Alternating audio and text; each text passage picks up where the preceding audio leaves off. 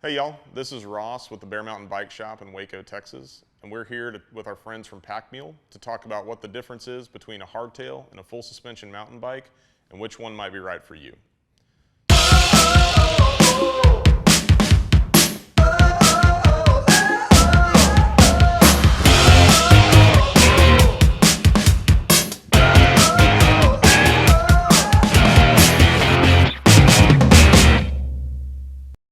So we're here, right in front of me, I've got a hardtail mountain bike over here, full suspension mountain bike over here. So what are the primary differences? Well, at its base, the hardtail mountain bike is going to have no suspension on the back wheel, whereas the full suspension mountain bike is going to have that rear wheel suspended. So if you can see kind of the difference on the bikes, there's no shock of any type here in the back on the hardtail, and you'll see a shock down here lower on this Santa Cruz, which is what is suspending that rear wheel. So what are the pros and cons of these two platforms? So generally on the hardtail, the pros in its column are it's the most efficient way to pedal on a mountain bike. So if you've got a smooth trail, you're pedaling, every ounce of input you put into that bike is going to propel that bike on the trail. Additionally, because you don't have linkages and shocks associated with that suspension, it's going to be a lighter weight platform than the full suspension. And then additionally, usually, not always, but hardtails, they're simpler to produce for manufacturers, so they can be a more cost-effective way to get into mountain biking if you are just getting started, or if you, that's what you have in your budget at that time. On the full suspension side, as you can imagine, one of the benefits of a full suspension bike is it's a more comfortable bike. So if you are riding through an area that's rocky or rooty or rough, that suspension in the rear is going to absorb the chatter from the trail versus your body. But the other benefit of that is not only is it going to absorb the chatter from the trail, but it's going to keep your bike better planted on the trail. So that's the second benefit of a full suspension, is you have better traction on that bike when things get rough than you do with a hardtail.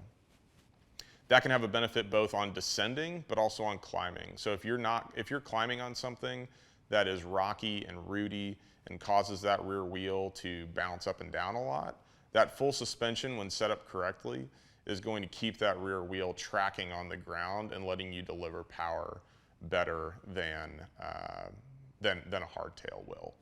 And the final benefit to a full suspension is if you really want to do some aggressive trail riding where you're doing some larger descents, it's going to be hard to beat a full suspension. It's going to give you much more confidence when you point that thing downhill on the trail.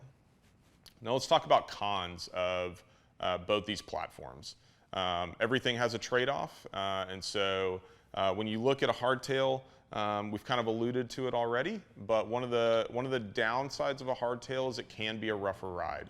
So if you are riding in an area that has a lot of loose rocks, has a lot of loose roots, or just prominent roots, that hardtail is you're going to feel every one of those that you go over.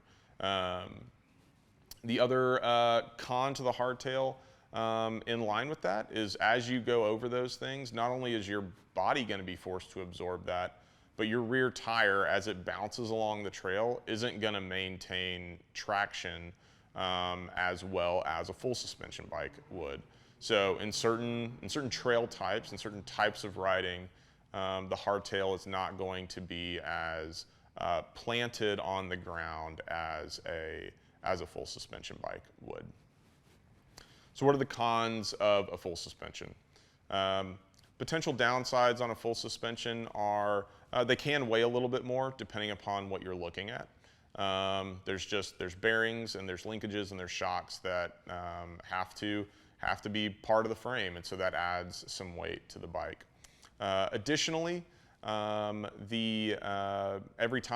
you have those components, it does provide the the possibility that something else goes wrong. So you're typically going to have a little bit more maintenance, both in terms of long-term maintenance, but additionally just after trail cleaning that you need to do on the bike to make sure it keeps running correctly. And then with the rear suspension, there's more variability in terms of how you set it up. So you want to make sure that when you, if you get a full suspension bike, that you are setting that bike up not just the way you got it, but the way that suits your body size, your weight, your trail riding type, and so that you can get the full benefit of that full suspension bike. And the last downside to a full suspension bike is that generally they do cost a little bit more than a hardtail. So there's more things going on with that bike. Manufacturers have to add some additional components to make it work, and so that does end up raising the overall price of the bike typically. And then that just comes down to you. Is that going to be a feature that is a high value to you or not? So when you start to look at these two options, when you start to look at the difference between a hardtail and a full suspension, the biggest things you're going to want to ask yourself are, what are the kinds of riding that I'm doing? What are the goals I have for riding? And what is the locale in which I'm riding?